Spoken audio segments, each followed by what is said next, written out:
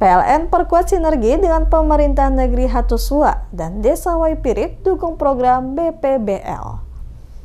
PT PLN Persero terus memperluas pemerataan akses listrik bagi masyarakat di Maluku melalui unit pelaksana pelayanan pelanggan atau UP3 Masohi dan unit layanan pelanggan Kairatu. PLN memperkuat sinergi dengan pemerintah negeri Hatusua dan pemerintah Desa Waipirit, Kabupaten Serang bagian Barat untuk melakukan pendataan calon penerima program bantuan pasang baru listrik atau BPBL. Kegiatan ini bertujuan memastikan bantuan pemasangan listrik baru benar-benar diterima oleh masyarakat yang belum memiliki akses listrik mandiri. General Manager PLN Unit Induk Wilayah Maluku dan Maluku Utara Nur Suratmoko mengatakan program BPBL merupakan bentuk komitmen PLN dalam menghadirkan pemerataan akses energi hingga ke seluruh pelosok. Menurutnya, kerjasama dengan pemerintah negeri dan desa sangat penting agar bantuan tepat sasaran dan dapat dirasakan masyarakat yang membutuhkan. Sementara itu, manajer PLN UP3 Masohi, Imade Indra Wijaya, mengapresiasi dukungan pemerintah negeri Hatusua dan pemerintah desa Waipirit dalam proses pendataan. Ia menegaskan data yang akurat menjadi kunci keberhasilan program sehingga tidak ada warga